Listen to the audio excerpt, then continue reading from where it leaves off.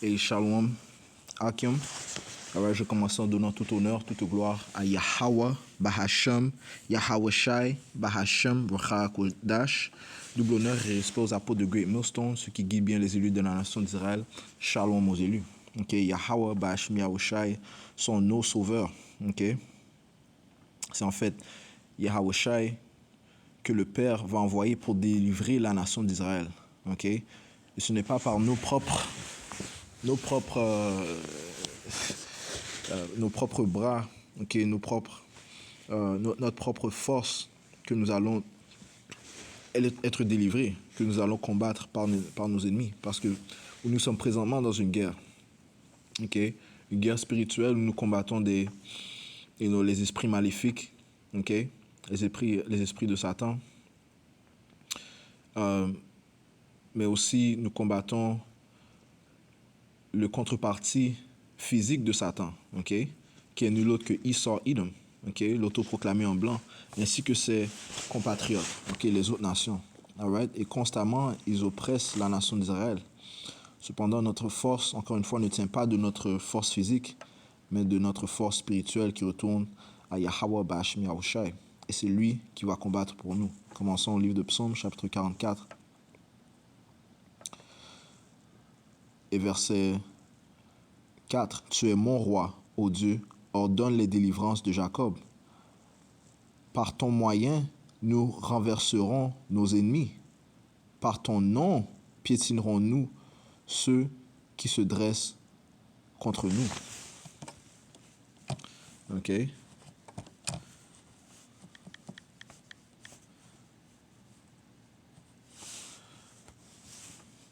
Allons au livre de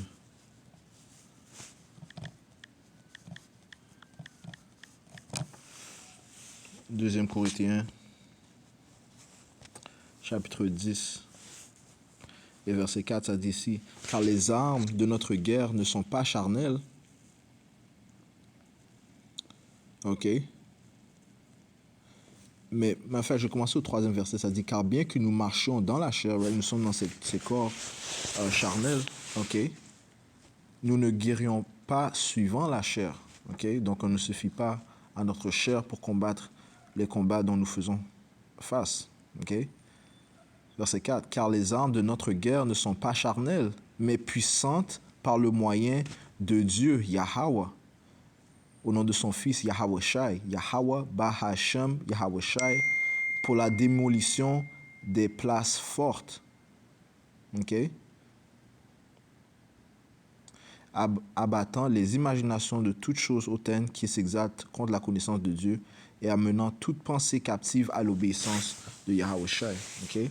Et tout ceci, notre force spirituelle commence par les noms, la croyance au nom de Yahweh et le nom de son Fils, Yahweh Shai.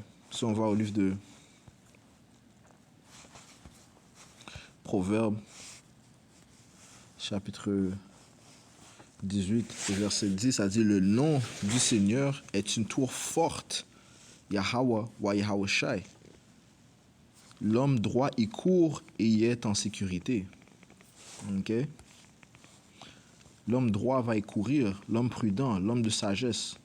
Celui qui craint Yahweh Bahashem Yahweh Shai va courir vers son Créateur, vers son Sauveur, et il sera en sécurité. OK? Retournons à Psaume 44 et verset 6, « Car je ne me confierai pas dans mon arc, mon épée ne me sauvera pas non plus. » OK? Et c'est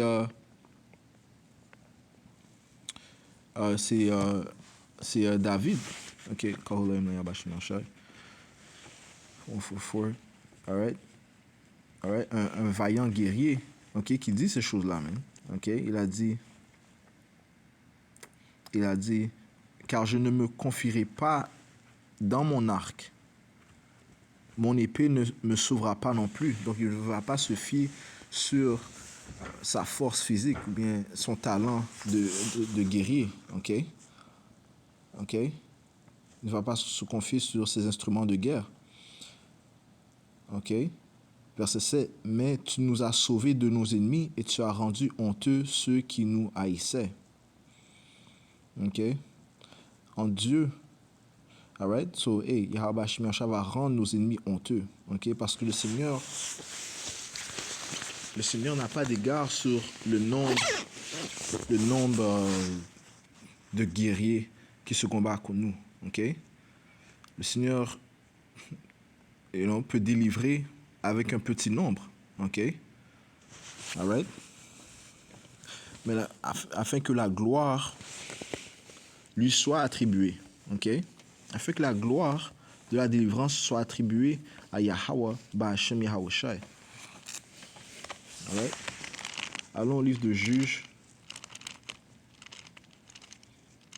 chapitre 7 et verset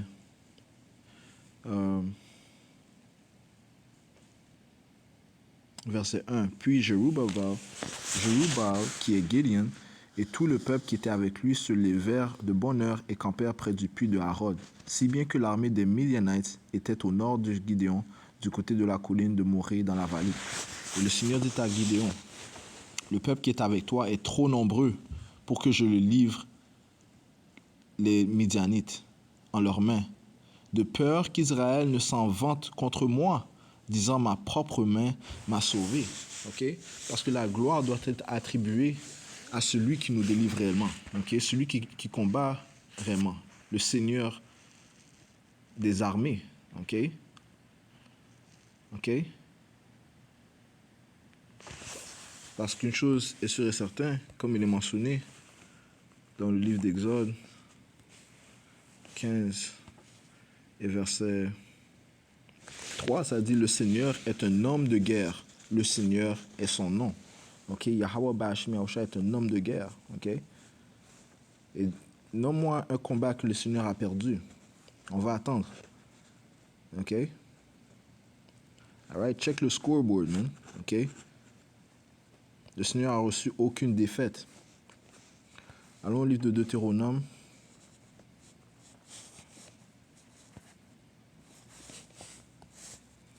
Chapitre 20 et verset 1. Quand tu sortiras livrer bataille contre tes ennemis et que tu verras des chevaux et des chariots et un peuple plus nombreux que toi, n'aie pas peur d'eux.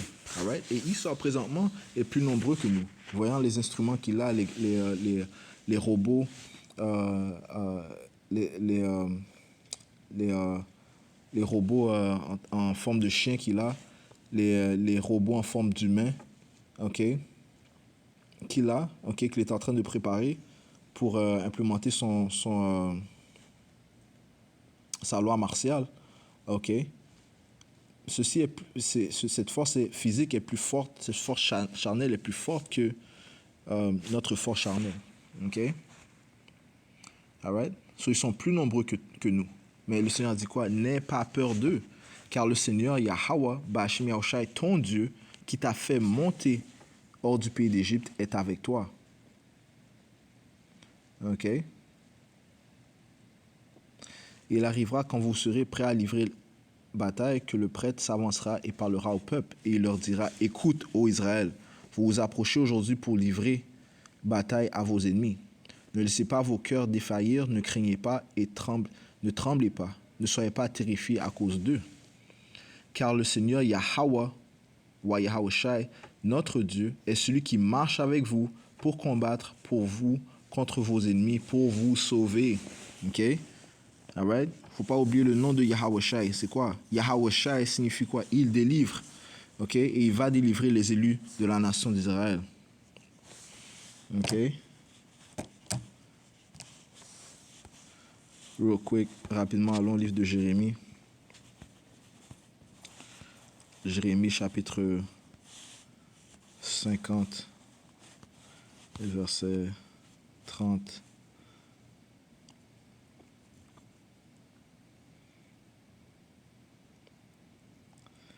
« 33, ça dit, ainsi dit le Seigneur des armées, les enfants d'Israël et les enfants de Juda ont été ensemble opprimés. Les enfants d'Israël parlent des tribus de la nation d'Israël, du royaume du nord, qui consistait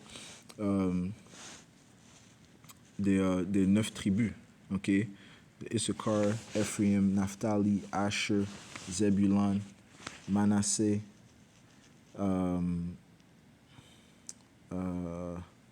Simeon, OK? Simeon, what else? Simeon.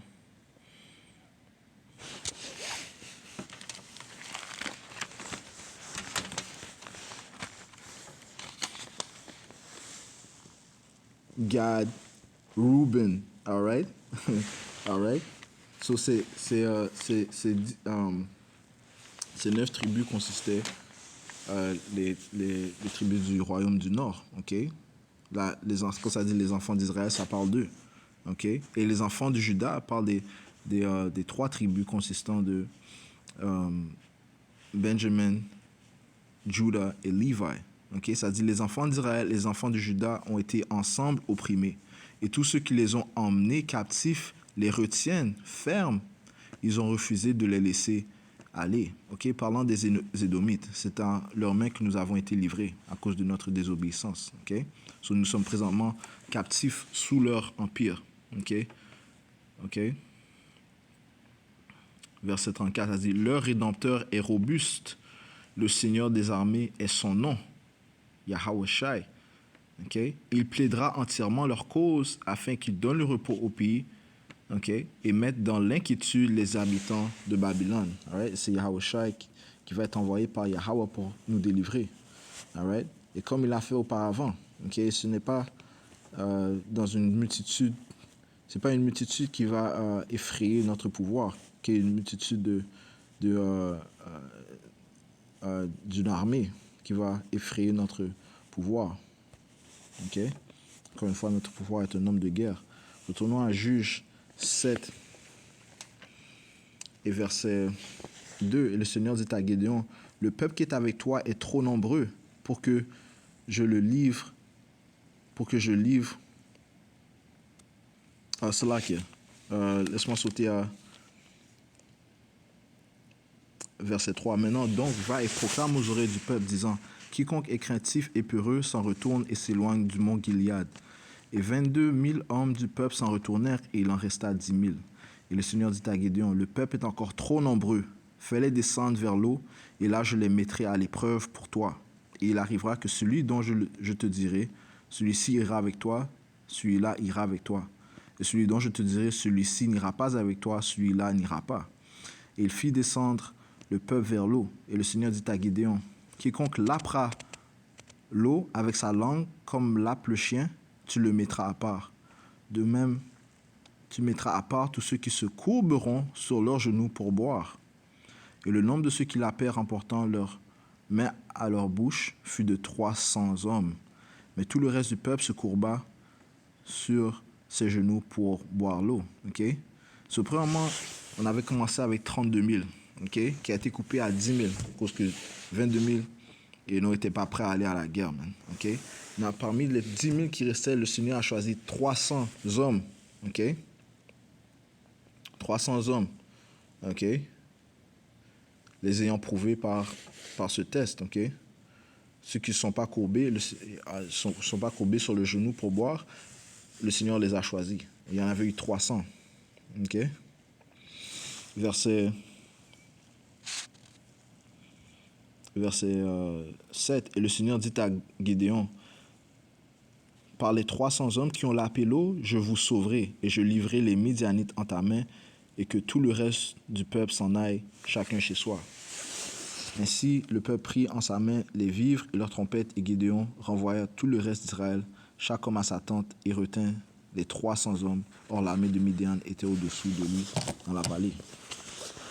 Il arriva cette nuit que le Seigneur dit, il dit, lève-toi, descends vers l'armée, car je l'ai livrée en ta main. Mais si tu crains d'y descendre, descends avec Phura, ton serviteur, vers l'armée. Le Seigneur a déjà confirmé à Gédéon ceci, descends vers l'armée, car je l'ai livrée en ta main. Le Seigneur a déjà gagné le combat. Hein? Okay? Il a déjà obtenu la victoire. Okay?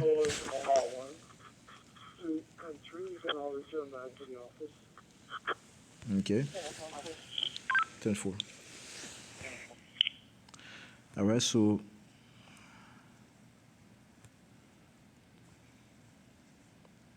Je saute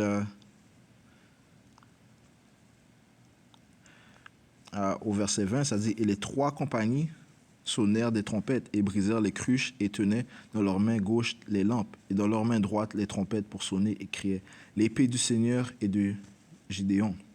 Ils se tenaient chaque homme à sa place autour du camp et toute l'armée se mit à courir et à pousser des cris et à fuir. Et les 300 sonnaient des trompettes et le Seigneur tourna l'épée de chacun contre son compagnon. » Ok, so c'est Yahushua qui a mis un esprit perverse dans leur armée, man. Du fait que leurs propres frères se sont mis à s'entretuer, man. Et le Seigneur, Yahushua, tourna l'épée de chacun contre son compagnon à travers toute l'armée. Et l'armée s'enfuit jusqu'à Beth-Shita, vers Zérerat, jusqu'à la frontière d'Abel-Meloha, vers Tabath. Ok. Je saute au verset 25, ça dit « Ils prirent 2 princes des Midianites, Oreb et Zeb, et ils tuèrent Oreb au roc d'Oreb, et ils tuèrent Zeb au pressoir de Zeb. Et ils poursuivirent Midian, et apportèrent les têtes d'Oreb et de Zeb à Gédéon de l'autre côté du Jourdain. » Ok? Alright, so c'est Yahweh Shai qui combat pour son peuple. Ok? Alright, shalom. So, sautons maintenant dans le livre de 1er Maccabée, le 3e chapitre, ok, qui discute en fait de la révolte des Maccabéens, ok, des Israélites, contre l'oppression des Grecs, ok. Alright, so on va voir comment Yahweh Shai a défendu son peuple et comment il n'a pas d'égard sur le nombre de guerriers. Ok, so, commençons au 13e verset, ça dit « Séron, le commandant de l'armée syrienne, apprend que Juda a groupé autour de lui une assemblée de croyants et de combattants. Il se dit « Je vais me rendre célèbre et je serai couvert d'honneur dans le royaume. Je vais combattre Juda et ses hommes qui méprisent l'ordre du roi. » Ok, le roi c'était Antiochus. Verset 15, « Alors il part à son tour avec de nombreux soldats.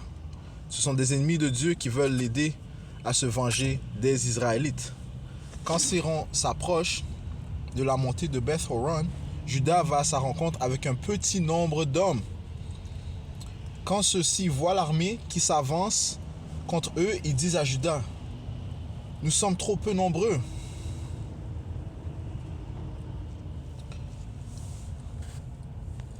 Comment pourrons-nous combattre contre une armée aussi puissante? De plus, nous sommes sans force, car nous n'avons rien mangé aujourd'hui. Juda répond, un petit nombre peut vaincre facilement un groupe plus important. Aux yeux de Dieu, ce n'est pas le nombre d'hommes qui compte pour sauver les gens, ils peuvent être nombreux ou non. À la guerre, la victoire ne dépend pas du nombre de soldats, mais c'est de Yahweh, Bashim Yahushai, que vient la force. Ok, je relis verset 19. À la guerre, la victoire ne dépend pas du nombre de soldats, mais c'est de Yahweh que vient la force. Nos ennemis avancent contre nous, pleins d'orgueil et de méchanceté. Ils veulent nous tuer, nous, nos femmes et nos enfants, et prendre nos biens. Mais nous luttons pour nos vies et pour garder les lois que Yahweh nous a données. Dieu écrasera nos ennemis devant nous, n'ayez pas peur d'eux. Alright. Verset 23. Dès que Juda a fini de parler, il lance une attaque contre Séron et son armée, qui sont écrasés. Juda et ses hommes les poursuivent dans la descente de Beth-Horon jusque dans la plaine. Ils en tuent environ 800 et le reste fuit dans le pays des Philistins. Alright. Les gens commencent à avoir peur de Juda et de ses frères. Les pays voisins sont effrayés. La réputation de Juda arrive jusqu'au roi Antiochus et tous les autres peuples parlent de ses victoires. Alright? So, encore une fois, la victoire ne dépend pas du grand nombre, ok? La victoire appartient à Yahweh Bashim Yahushai. Ok? Retournons à Psaume 44 et verset